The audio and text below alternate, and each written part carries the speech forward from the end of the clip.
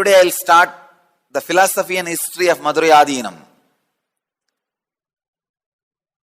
Please understand, this is world's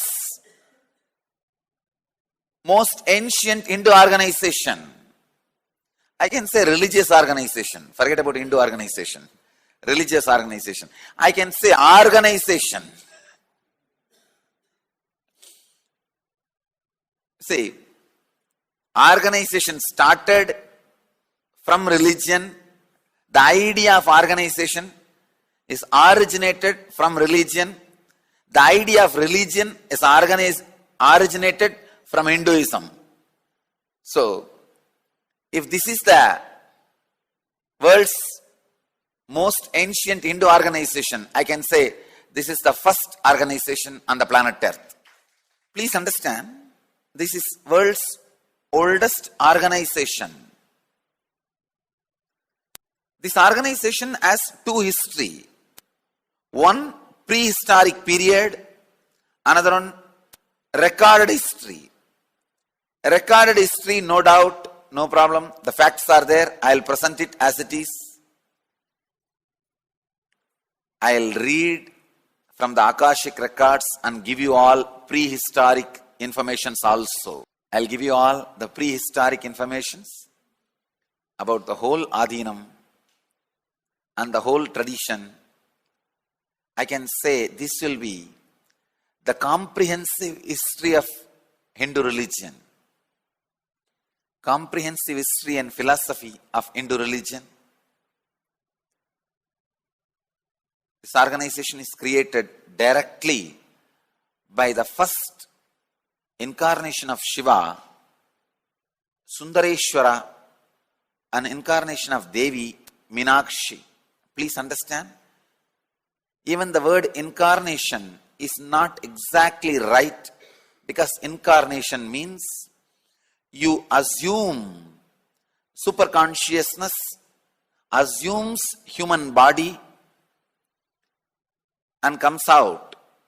But Sundareshwara and Meenakshi did not live in any mother's womb, did not assume human body in a usual way, how we all have assumed human body. Meenakshi straight walked out of the Homagni, sacred fire, as a 3-year-old child. She did not stay in mother's womb and come out in a usual way. She just reduced her frequency from the Akashic layer, the sky, the space, straight to the physical level. She used fire as a medium. Please understand, there are 5 elements: earth, water, fire, air, and space. The beings who are living in the space are enlightened beings, Jivan Muktas, the divine beings.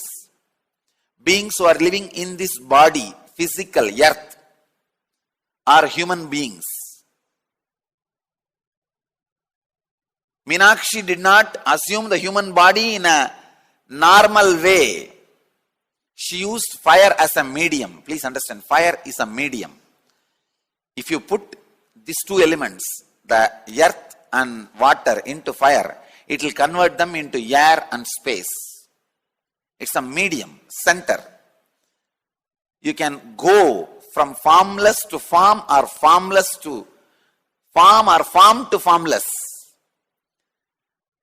From form to formless, you can move through fire. Anything with form offered into fire will be made into formless. Same way, anything formless to assume form has to enter through the fire. That is why I have to use Arunachala, the fire. Fire is a prerequisite for formless to assume the form, for the formless to enter the form. Meenakshi did the same thing. There was a huge sacred fire ceremony, Homa ceremony, which Meenakshi has used. She used that frequency and just entered from formless to form. assumed the human body of 3-year-old child. Please understand, it's a very significant information. Only at the age of 3, the Pratyagatma Chaitanya Jagrata is possible. Your biomemory and brain is matured to feel the individual existence of consciousness. Even in my case, when I assumed the body, means when I took birth, the body was matured equivalent to 3-year-old child. My mother used to say, I was 10-pound weight. Indian village kids, Indian village mothers can never imagine delivering 10-pound child. Because usually Indian village kids, Indian village mothers are malnourished, undernourished. And I am not born in a rich family. I am born in a very middle class family. And there was no special pregnancy care given to my mother, nothing. The moment I was born, my mother said, I was so huge. She felt as if I was inside for 5 years. Because only in 3 years, 3rd year, the body becomes matured, biomemory becomes matured to feel the individual awakening of consciousness. So Meenakshi straight walked out of the fire as a 3-year-old child, assuming the form. I don't even want to use the word human body, because our human physiology was never a normal physiology. It was never a normal physiology. Of course, there's no question of psychology, but even our physiology was never normal physiology. She just assumed a form, not human body. The first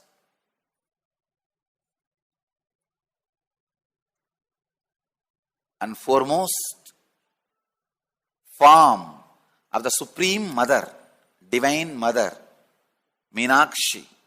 See, till her appearance, in human plane, there was no monastery or religion, tradition evolved. You may ask, then how did they do the sacrifice? The Homa, it was done by the divine rishis. Human beings were not introduced to the religion, spiritual concepts and truths. It was only for a special divine beings who assume from formless to form, come down, perform these sacred acts, elevate human beings, help human beings temporarily and go back. There was no organized system for human beings to evolve and elevate themselves to the higher level. Meenakshi and Sundareshwara, Shiva and Devi felt the need for an independent system to evolve human beings to the highest possibility, to the highest form of existence, or formless existence. So Meenakshi Sundareshwara assumed the form to elevate human beings to the highest form, human beings to the highest existence.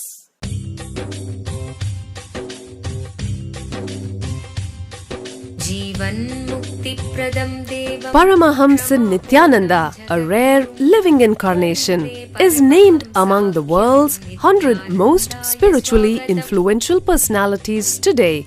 Paramahamsa Nityananda has been placed alongside Dalai Lama, Nelson Mandela, Oprah Winfrey, Paulo Coelho and others by Mind, Body, Spirit, the world's top esoteric magazine from Watkins, London's oldest and largest bookstore.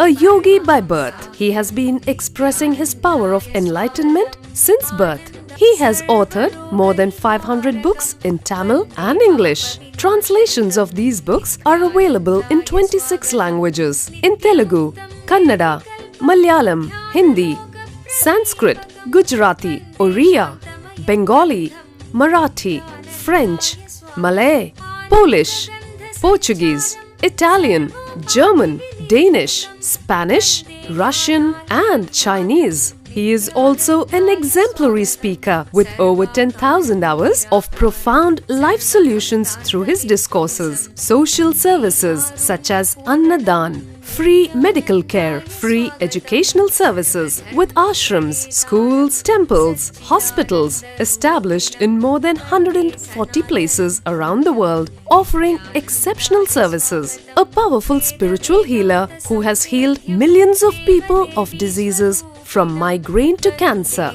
A Kriya Yogi who has formulated Kriyas for physical health and mental well-being, benefiting thousands. A living master who offers practical solutions for our everyday problems. He is the founder and spiritual head of Nityananda Dhyanapitham, a spiritual powerhouse who has revived the sacred Vedic tradition by establishing Vedic temples in places like Los Angeles, San Jose, Seattle, Toronto, Ohio, Oklahoma, Phoenix, St. Louis, Malaysia, Brazil, Paris, Guadeloupe, Dallas, New York, New Jersey, Atlanta, Calgary, Vancouver, Singapore, and places in India like Bengaluru, Hyderabad, Tiruvannamalai.